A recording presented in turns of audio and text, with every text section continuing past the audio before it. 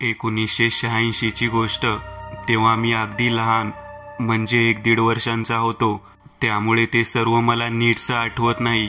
पण हो, जेव्हा बाबांनी त्या दिवसांचे वर्णन केले तेव्हा मात्र अंगावर शहारे आणणारे त्या खिडकीचे चित्र माझ्या डोळ्यांसमोर उभे झाले। बाबांची नागपूरहून भिलढाण्याला बदली झाली होती। एकही शासकीय घर रिकामे नसल्यामुळे भाड्याच्या घरात राहण्याशिवाय आम्हाला दुसरा पर्यायच नव्हता। पण भाड्याचे घर शोधण्यासाठी बाबांना जास्त पायपीट करावी लागली नाही, कारण ऑफिसच्या एका सद्गृहस्थाच्या ओळखीने चैत्रवाडीमध्ये आर पटेल यांच्या घरच्या 3 खोल्या आम्हाला अगदी कमी किमतीत भाड्याने राहायला मिळाल्या। त्या 3 खोल्या म्हणजे वरांडा, मधली खोली आणि किचन, जिथे खाली जमिनीवर बसून स्वयंपाक करावा लागे। 1 वर्षाचा मी, माझ्याहून 3 वर्ष मोठा माझा भाऊ आणि आई बाबा, अशा माझ्या छोट्या कुटुंबासाठी त्या 3 लहान खोल्या पुरेशा होत्या। कारण त्या काळी बाबांचा पगार अगदी जेमतेम असल्याने जीवनावश्यक वस्तू सोडल्या तर आमचं फारसं असं काही सामान नव्हतं। जूनचा महिना होता आणि पावसालाही सुरुवात झालेली होती। अशाच एका शनिवारी भर पावसात आम्ही सकाळी सर्व सामान घेऊन नागपूरहून भिलढाण्यासाठी निघालो। किमान 350 ते 400 प्रवास करत दुपारी 4 वाजता भिलढाण्याला त्या घरी पोहोचलो। संध्याकाळी 7 वाजेपर्यंत सर्व सामान व्यवस्थित लावून साफसूफी करून झाली। रात्री 8 वाजता आम्ही सोबत आणलेली शिदोरी फस्त केली व 9 वाजेपर्यंत आम्ही सर्व मधल्या खोलीत जमिनीवर अंथरूण टाकून झोपी गेलो। दमलेलो असल्याने आम्हाला कधी गाढ झोप लागली ते कळलेच नाही। त्या काळी फार क्वचितच घरी टीव्ही असल्याने पूर्ण भिलढाणा 9 वाजेपर्यंत चिडीचूप झालेला होता। बाहेर रिमझिम पाऊस सुरू असल्याने रस्त्यावरही रहदारी नव्हती आणि चैत्रवाडीत रात्रीची शांतता पसरलेली होती। मधल्या खोलीत खिडकीच्या अगदी बरोबर वर भिंतीवर लावलेल्या घड्याळाची टिकटिक तेवढी सोडली तर घरातही भयान शांतता होती। पण अचानक कसल्या तरी मोठ्या आवाजाने आम्हा सर्वांची झोपमोड झाली। हा कशाचा आवाज आहे हे पाहण्यासाठी आई बाबा अंथरुणावरच उठून बसले। पाहता तर ज्या मधल्या रूममध्ये आम्ही सर्व झोपलो होतो त्याच रूमची ती अगदी जवळ आमच्या समोरच असलेली बंद लाकडी खिडकी जोरजोरात धडधडत होती। तिचा आवाज खूप मोठा व मनात धडकी भरवणारा असा होता, जणू कुणी बाहेरून मोठ्या काठीने जोरजोरात तिला ठोठावत असावं। तो विचित्र आवाज ऐकून मी आणि माझा भाऊ आम्ही दोघेही उठून बसलो व एकटक त्या खिडकीकडे पाहू लागलो। घड्याळीत ठीक 12 वाजलेले होते। खिडकी अशी का वाजत आहे हे जाणून घेण्यासाठी बाबा उठून उभे झाले, पण तेवढ्यात खिडकीचं वाजणं थांबलं। बहुतेक बाहेरच्या झाडाची फांदी वाऱ्यामुळे खिडकीवर आदळत असावी किंवा खिडकीशी कुठल्या पक्ष्याचं घरटं असावं असा विचार करून त्या खिडकीकडे दुर्लक्ष करत आम्ही पुन्हा झोपी गेलो। दुसऱ्या दिवशी रविवारी बाबांनी जेव्हा ती खिडकी उघडली व खिडकीतून बाहेर पाहिले तेव्हा त्यांचे अंदाज सपेशल खोटे ठरले। खिडकीतून कंपाऊंड वॉलच्या आत असलेला लाल गुलाबाच्या फुलांचा बगीचा दिसत होता। गुलाबांची झाडं उंचीला कमी होती व खिडकीपासून बरीच लांब होती, म्हणून त्यांच्या फांद्या खिडकीवर आदळण्याचा प्रश्नच नव्हता। पण हो, एक चिंचेचं झाड होतं, पण तेही खिडकीपासून बरंच लांब होतं। बाहेर बगीचात जाऊन पाहिले तर खिडकीच्या आसपास कुठल्याही पक्ष्याचे घरटे नव्हते व खिडकीला साधा सज्जाही नव्हता। म्हणजेच काय तर खिडकीचं वाजणं हे नैसर्गिक नसून मानवी असावं असा विचार करून बाबांनी रात्री नक्कीच कंपाऊंडच्या आत चोर येऊन गेले असावेत असा ग्रह करून घेतला व आज रात्री सतर्क झोपण्याचा निर्धार केला। पण रात्री ठीक 12 वाजता खिडकीचं हे लयबद्ध वाजणं आता रोज रात्रीचा खेळ झालेला होता आणि हा खेळ मानवी आहे की अमानवी हे ठरवण्यात माझे MSc बॉटनी बाबा स्वतःला अयशस्वी मानायला तयार नव्हते। उत्तर मिळत नाही तोपर्यंत आम्ही सर्वांनी खिडकीच्या वाजण्याकडे दुर्लक्ष करायचं ठरवलं. परंतु कुणी कितीही गाढ झोपेत असलं तरी रात्री ठीक 12 वाजता ती खिडकी आम्हा सर्वांना खडबडून जागे करायची. आता मात्र आम्हाला सवय झालेली होती आणि असेच काही दिवस गेले. बाबा रोज सकाळी 10 वाजता दादाला घेऊन घरातून बाहेर पडायचे. सायकलने ऑफिसला जाताना ते दादाला शाळेत सोडायचे आणि संध्याकाळी 6 वाजेपर्यंत दोघेही सोबत घरी परतायचे. परंतु सकाळी 10 ते संध्याकाळी 6 पर्यंत मी आणि आई आम्ही दोघेच घरी असायचो. असेच एकदा बाबा आणि दादा घरी नसताना आई आपल्या रोजच्या कामात मग्न होती व मी घरात 3 चाकी सायकल चालवत होतो. दुपारच्या ठीक 12 वाजता घरमालकाच्या घरातल्या पेंडुलमच्या घड्याळीत 12चे ठोके सुरू झाले व इकडे या उघड्या खिडकीचे झडप अचानक जोरजोरात धडधडायला लागले. तो आवाज ऐकून आई स्वयंपाकघरातून धावत आली व तिने मला सायकलवरून उचलून जवळ घेतलं. ती खिडकी आज पहिल्यांदा दिवसाही वाजत होती हे पाहून आई खूप घाबरली. मला छातीशी कवटाळत ती घाबरलेल्या नजरेने त्या उघडझाप होणाऱ्या खिडकीच्या झडपांकडे पाहत होती. 12चे ठोके संपताच ती खिडकीही शांत झाली, पण आमच्या मनातली भीती मात्र आणखी वाढलेली होती. 12चे ठोके आणि त्या खिडकीचा नेमका काय संबंध होता माहीत नाही, पण आता ती खिडकी रोज 2 वेळा वाजायची. एकदा दुपारी 12 वाजता आणि नंतर रात्री 12 वाजता. घर मालकाला जेव्हा कधी त्या खिडकीबद्दल विचारले तर म्हणायचा, अहो आम्ही या घरात 20 वर्षांपासून राहतो, पण आमच्यासोबत तर कधी असा प्रकार घडला नाही आणि तुम्ही एवढे शिकले सवरलेले लोक अशा गोष्टींवर विश्वास का ठेवता, असा तो उलट प्रश्न करायचा. आता जायचे तर कुठे जायचे? बिल्ढाण्यात ना कोणी नातेवाईक ना कोणी जवळचा मित्र. पगार कमी असल्याने इतर ठिकाणी भाडं देणंही परवडणारं नव्हतं. मग कंटाळून बाबांनी आजोबांना पत्र लिहायचे ठरवले. पत्रात त्यांनी सर्व हकीकत सांगितली, जेणेकरून पत्राच्या उत्तरात आजोबा आजी या भुताटकी प्रकारावर काही उपाय देतील. पण झालं सर्व उलट आणि आजोबांना पत्र लिहिणं खूप महागात पडलं. ठीक 12 वाजता वाजणाऱ्या त्या खिडकीला पाहायला आमच्या घरी पाहुण्यांची रांग लागली.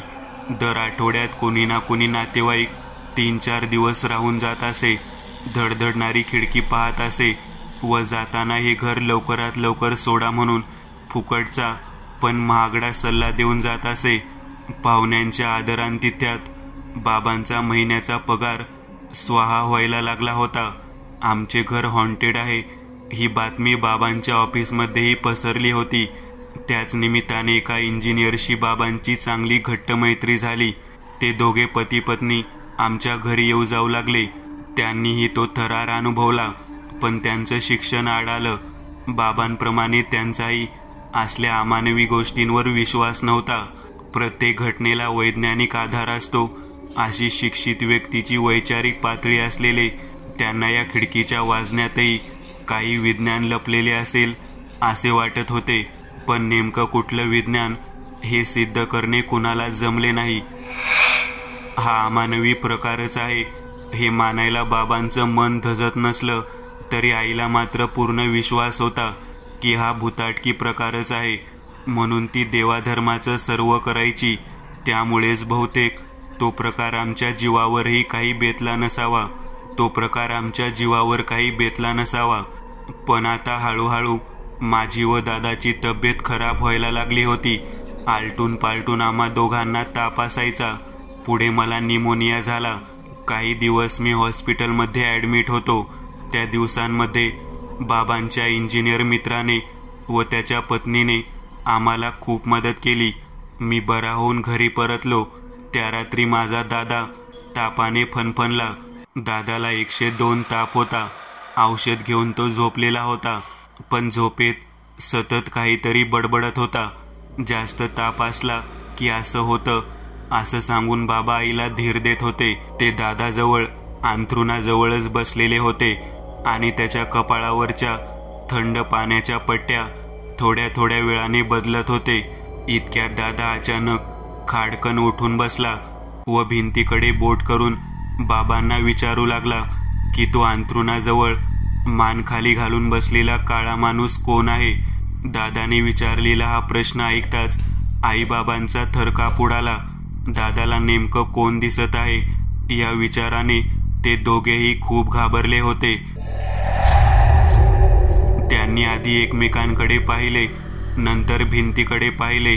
त्यांना तिथे कुणीच दिसत नव्हतं, पण दादाला तो मान खाली करून बसलेला काळा कुट्ट माणूस स्पष्ट दिसत होता. दादा पुन्हा पुन्हा बोट करून तो माणूस आईबाबांना दाखवायचा प्रयत्न करत होता, पण तिथे कुणीच नव्हतं. 102 तापात असे भास होत असावेत असा विचार करून आईबाबांनी याकडे दुर्लक्ष केलं. पण दादाने बोट करून दाखवलेला काळा माणूस हा त्याचा भासच होता की खरोखर या घरात कुणी अतृप्त आत्म्याचा वावर आहे असा प्रश्न आईबाबांच्या मनात सतत घिरट्या घेत होता. आता बाबांनाही हे रोज खिडकीचं ठीक 12 वाजता वाजणं, मुलांचं रोज झोपेत दात खात बडबडणं व त्यांची खालवलेली तब्येत यांस घरात असलेली नकारात्मक शक्तीच कारणीभूत असावी असे वाटायला लागले होते. पण याला दुजोरा देणारी घटना अजून घडायची बाकी होती.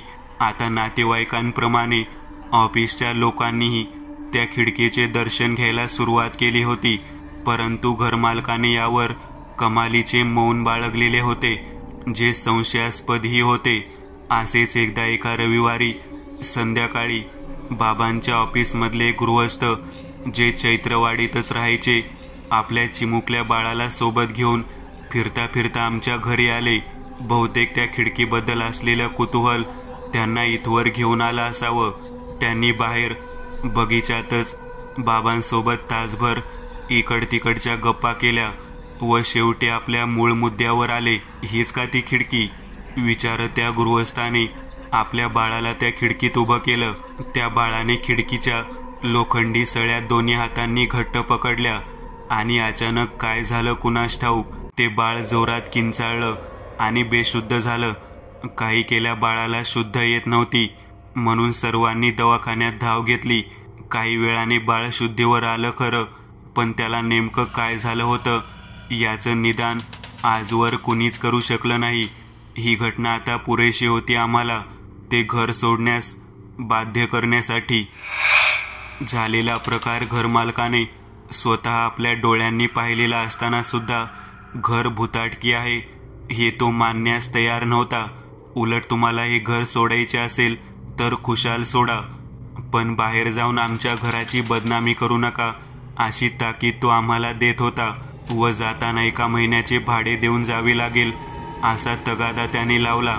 बाबांनी तात्काळ घरमालकाच्या तोंडावर पैसे फेकले व दुसऱ्याच दिवशी आम्ही ते घर खाली केलं.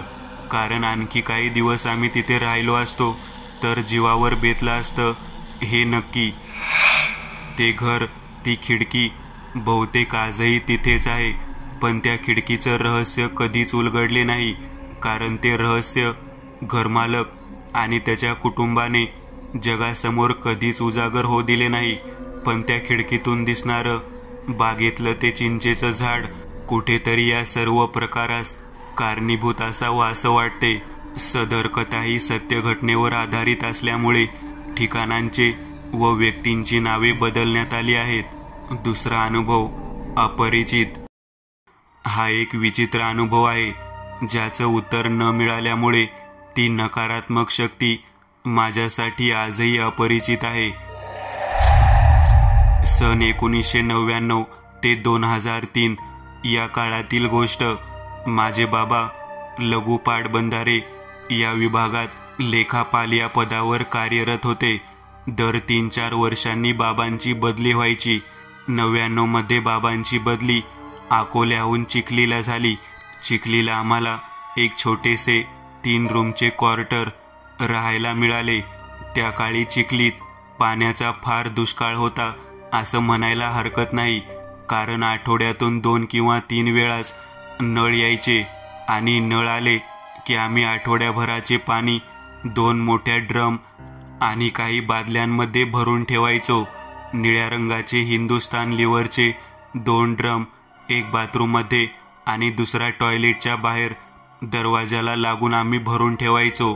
टॉयलेटच्या समोर सरळ रेषेत बेडरूममध्ये दादाचा अभ्यास करायचा टेबल होता.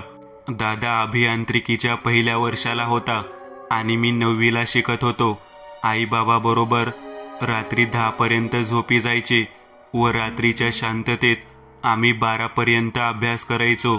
त्या क्वार्टरला येऊन आम्हाला जास्त दिवस झाले नव्हते, त्यामुळे पहिले काही दिवस त्या विचित्र प्रकाराकडे आमचे लक्ष गेले नसावे. पण नंतर जेव्हापासून मी घड्याळ सोबत घेऊन अभ्यासाला बसू लागलो तेव्हा माझ्या लक्षात आले की रोज रात्री ठीक 11:15ला पाण्यात बुचकळी घेतल्याचा विचित्र आवाज यायचा. काही दिवस लक्षातच आलं नाही की नेमका कशाचा आवाज आहे.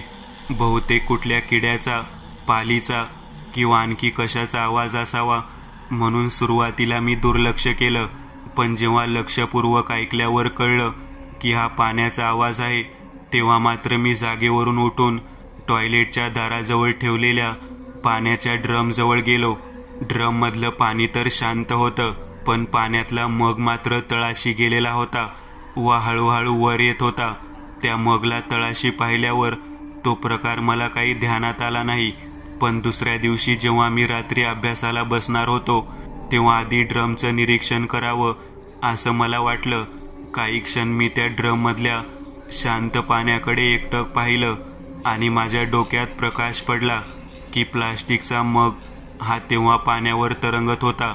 म्हणजेच काय, जेव्हा रात्री पाण्याचा आवाज येईल तेव्हा हा मग पाण्यावरच तरंगत असेल की तळाशी असेल हे पाहावे लागेल.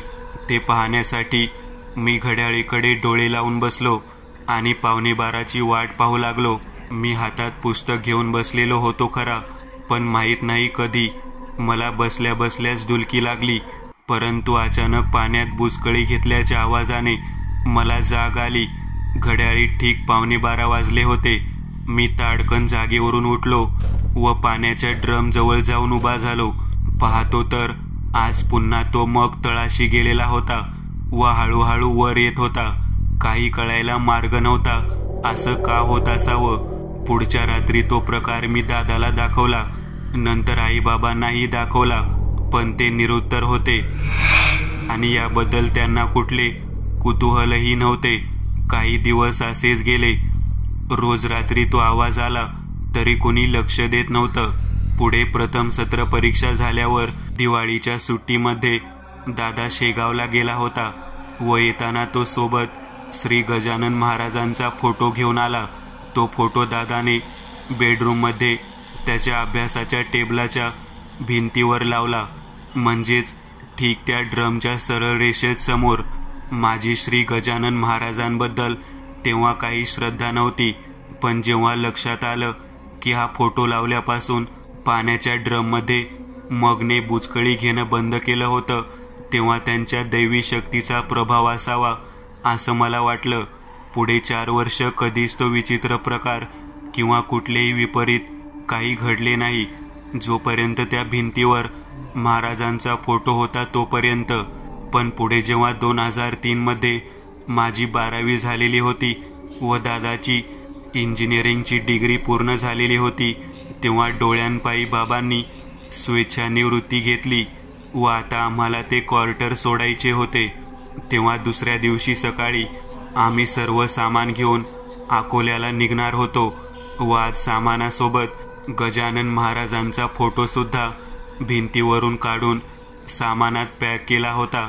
शिवाय 4 वर्षांपूर्वी अनुभवलेल्या गोष्टीचाही सर्वांना विसर पडलेला होता. ती मे महिन्यातली व त्या घरातली शेवटची रात्र होती. रात्री कधीतरी मला जाग आली. मी बेडवरनं उठलो, किचनमध्ये जाऊन पाणी पिऊन आलो व आता पुन्हा बेडवर निजणार इतक्यात माझ्या कानांमध्ये असंख्य लोकांचा विवळण्याचा आवाज ऐकू येऊ लागला. तो आवाज इतका भयावह होता की भीतीने माझे हातपाय लटलट कापत होते. आता मला घाम सुद्धा येत होता. कानात बोट घातली तरी आवाज काही कमी होत नव्हता. नेमकं काय करू कळत नव्हतं. मग मी बाबांना हलवलं, त्यांना उठा म्हटलं. मला असंख्य लोकांचे ओरडण्याचे, रडण्याचे आवाज येत आहेत म्हणून सांगितलं, पण त्यांनी काही कानावर घेतलं नाही. आता एकच पर्याय होता माझ्याकडे, त्या भीतीदायक परिस्थितीतून बाहेर पडण्याचा. मी लगेच अंगावर पांघरून घेतलं व घट्ट डोळे लावून गण गण गणात बोते हा मंत्र पुटपुटू लागलो. मंत्र म्हणता म्हणता मला केव्हा झोप लागली ते कळलंच नाही. सकाळी उठलो तेव्हा आधी श्री गजानन महाराजांचे आभार मानले व क्षमाही मागितली की त्यांचा फोटो हा सर्वात शेवटी आम्ही या घरातून जेव्हा बाहेर पडणार होतो तेव्हा भिंतीवरून उतरवायला हवा होता. रात्री घडलेल्या प्रकारावरून हे सिद्ध झालं होतं की त्या घरात कुठली तरी अपरिचित अमानवीय शक्ती होती, जिच्यापासून महाराजांनी आमचे 4 वर्ष रक्षण केलं. ती अपरिचित शक्ती नेमकी काय होती हे जाणकारांनी सांगावं, पण श्री गजानन महाराजांच्या शक्तीसमोर कमकुवत होती हे मात्र नक्की. मित्रांनो, आज पुरतं एवढंच. तुम्हाला जर काही गोष्ट आवडली असेल तर नक्की लाईक करा. तुमच्यापैकी बरेचसे जण व्हिडिओ लाईक न करताच पळून जातात, पण हा जर व्हिडिओ तुम्ही लाईक केला तर मला जरा बरं वाटेल आणि असेच भारी भारी व्हिडिओ बनवायची माझ्यात एनर्जी येईल. त्यामुळे नक्की लाईक करा आणि अजूनही कोणी या चॅनलला सबस्क्राईब केलेलं नसाल तर लगेच सबस्क्राईब करून टाका आणि बाजूची घंटी ती मात्र दाबायला विसरू नका. देवाची घंटी आहे ती. चला तर मग पुन्हा भेटूया अशीच एक आगळी वेगळी गोष्ट घेऊन पुढच्या